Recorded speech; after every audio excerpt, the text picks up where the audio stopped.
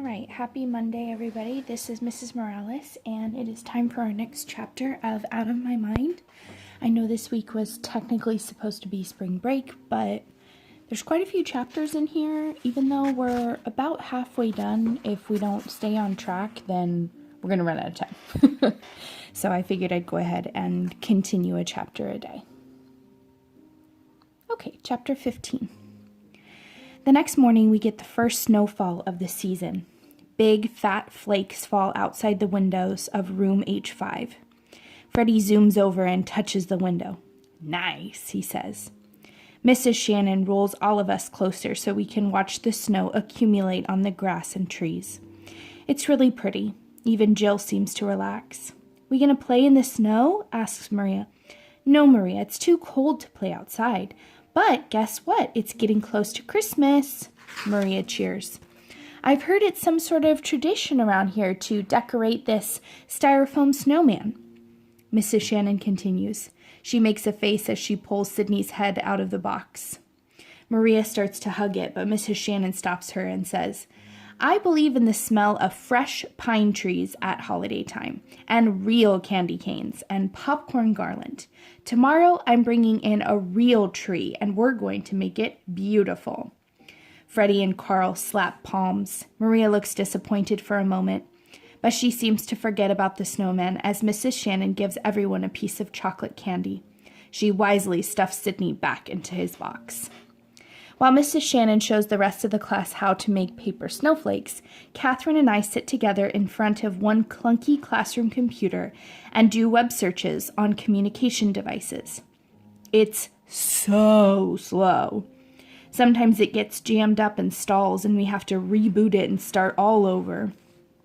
Room H5 always gets the big leftover computers that the other classrooms no longer want. Catherine and I research all kinds of electronic talking and communication devices that have been designed for people like me. Lots of them seem clunky and awkward, as our room computer. Some look real complicated. Others of them are expensive, crazy expensive.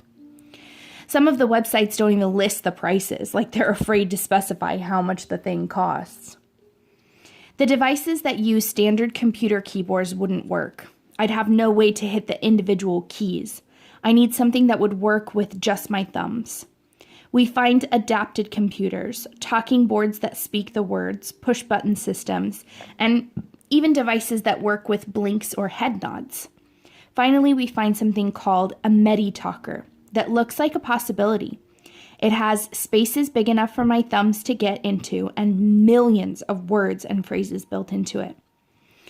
I watch an online video of a boy about my age using one, and even though he clearly has no voice of his own, this little box lets him tell all the details of his recent birthday party. I get so excited that my legs start kicking and my arms start flailing. I look like some kind of crazy human helicopter. Catherine prints out the information and tucks it into the book bag that is attached to the back of my chair.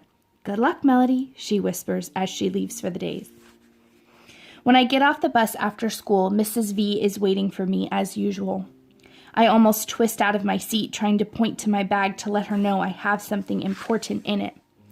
"Hold your horses," Mrs. V says. "Since when are you so excited to do homework? What's got you all in a tizzy today?"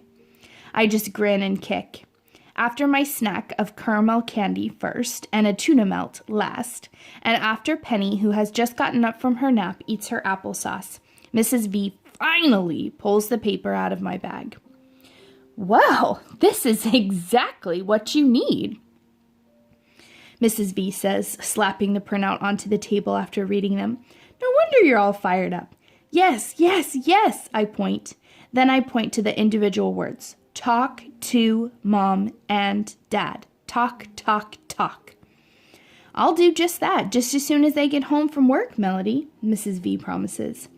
I can hardly wait.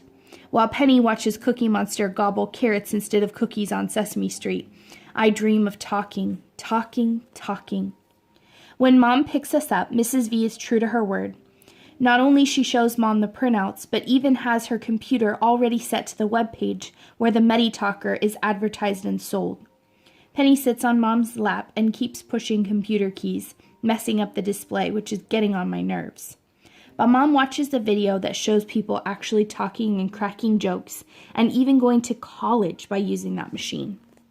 Mrs. V explains to Mom how this is exactly right for me. And Mom, instead of being practical and sensible and thrifty like she usually is, seems to agree. Looks like insurance will cover about half the cost, she muses as she navigates the website. Let me talk to Chuck. This is long overdue. Tonight? I ask for my board. Yep, tonight, Mom says, giving me a squeeze. But nothing happens right away in my world. Mom fills out the online application for the machine the next day and sends it in. I wait. Then we have to talk to my doctor to fax in a prescription. I've heard of prescriptions for antibiotics, but for machines? That seems weird. Who'd ever want this machine unless they needed it? I wait. Next, we have to get approval from our insurance company. More paperwork and phone calls, more questions and answers. I wait. A parental financial statement has to be turned in. You gotta be kidding me. Why did they make it so complicated? I wait. The medical form was missing one signature and has to be resubmitted. I wait.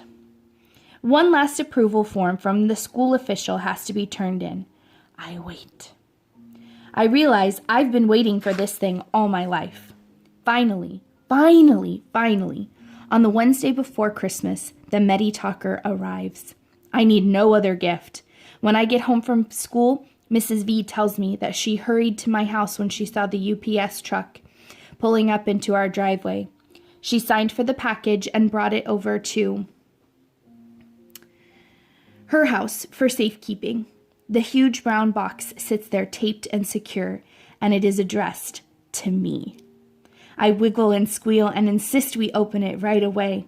I can feel one of my tornadoes coming on. Spastic City, here I come. Calm down, Mellow Yellow, Mrs. V says, placing a hand on my shoulder. But I can't relax. Open, open, open, I tap. Well, your mom knew you'd be impatient, Mrs. V says. So when I called to say it arrived, she told me it was okay for us to open it. I feel like I'm going to have a heart attack watching Mrs. V carefully open the edges of the box. She lets me pull at the brown paper inside.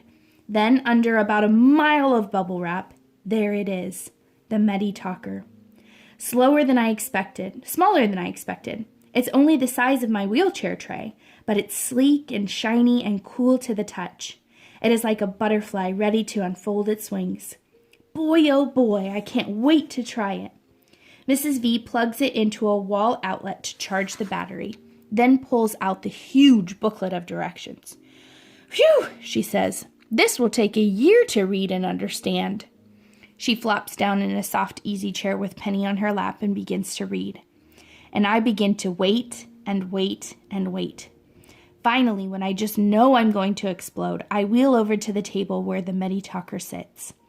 I've seen the kids at school play video games they've never seen before, and I've seen them program their phones and computers without touching a book of instructions. So I take my right thumb and push the on button. The board whirs and glows, then a welcome message appears on the screen. I push another button, and a voice that sounds like an Englishman with a really bad head cold blurts out, "Welcome to the Medi-Talker." Mrs. V jumps up out of the couch. I shriek with joy. "It looks like you're way ahead of me, Melody." "Not that I'm surprised." She sets Penny down. "Now let's see what this machine can do." I feel like Christopher Columbus bumping into America. It had been there all the time, but he was the first one from this world to find it. I wonder if his heart had beat as fast as mine is. We quickly discover that the Medi-Talker has more than a dozen levels, all easily reached with just one button. So on level 1, we program the names of everyone I know. My name, all the members of my family, kids and teachers at school, my doctors, the neighbors, my parents' friends, and of course, Mrs. V. On the second level, she insists we add all the vocabulary words we've been collecting on our multicolored 3x5-inch flashcards. Type, save, type, save. Mrs. V's fingers fly as she keeps adding words for me. Lots of our vocabulary words are already in the machine's memory, but she gives me more and more. nouns, verbs, adverbs, and adjectives, thousands of them, as well as cool sentence makers that is located on another level. We can prepare hundreds of phrases and sentences and get them with just a touch. Have you heard their latest song? That's what's up. How did you do on the spelling test? Ordinary words, normal conversations. I've never had that. Awesome. Another level is for numbers and even computations. I'll be able to do math now. Maybe I won't tell the teacher about that one. And there's a level full of corny jokes and silly sayings with room left for me to add more. Another level plays music. I can connect the device to a computer and download any song I want. I can't wait to search iTunes. Maybe I can ask Rose which songs are hot. Rose, I can actually talk to Rose now. We stopped programming after a while. Penny needs to be changed and kept occupied, but I'm much too excited to rest. So after Mrs. V gets Penny set up with her dollhouse, at the foot of the couch, we add even more words and phrases. Finally, she stops typing and says, "Would you like to try it out?" The room is absolutely quiet. I stroke the edge of the machine softly, then push 2 buttons. "Thanks, Mrs. V," the computer voice says. She blinks really fast. I do too. She reaches for a tissue. We both need it. Mrs. V tucks the tissue into her pocket, then begins reading again from the instructional manual. "Hey, listen to this. With that connector cord, you can also save longer things you want to write, like stories or poems on the computer." "Wow," the machine says. Mrs. V nods in agreement. "This is going to be fun, but you're going to need a lot of practice to make it say what you want, kid." She's right. Many levels have been left blank for users to input their own information. Words, sentences, phone numbers, even pictures. Information can be typed directly into the machine, or it can be downloaded from a computer. It's a little overwhelming. "We can design this to fit you, Melody," Mrs. V tells me. "This will be your world. So let's take our time and make it exactly what you need." I am so happy. I almost feel like hugging the machine, but that would look silly. Instead, I name it. That's probably pretty dumb, but sometimes it's good to have something that nobody else knows but you. I'm not going to type the name into the machine because it's personal, but in my mind, I'm going to call the Meditalker Elvira, after that song I like. Yep, my heart's on fire for Elvira. While Mrs. V plays with Penny for a while, I continue to explore what Elvira can do. One of the first changes I want to make is the hello message and the voice that speaks it. The computer-produced greeting sounds really fake, but the machine offers several female voices to choose from, as well as a bunch of different languages. I picked the voice named Trish. She actually sounds like a girl, not a grown-up. I wouldn't mind sounding like her if I could. Bienvenue, Trish says in French. I know that means welcome. I push the button for German and she says, "Welcome." I even know something that sounds like "Fengyan" when I touch the button for Chinese. I stop for a minute and stare at the board. It has never occurred to me that there are kids like me in Germany and China and France who need a machine to help them talk.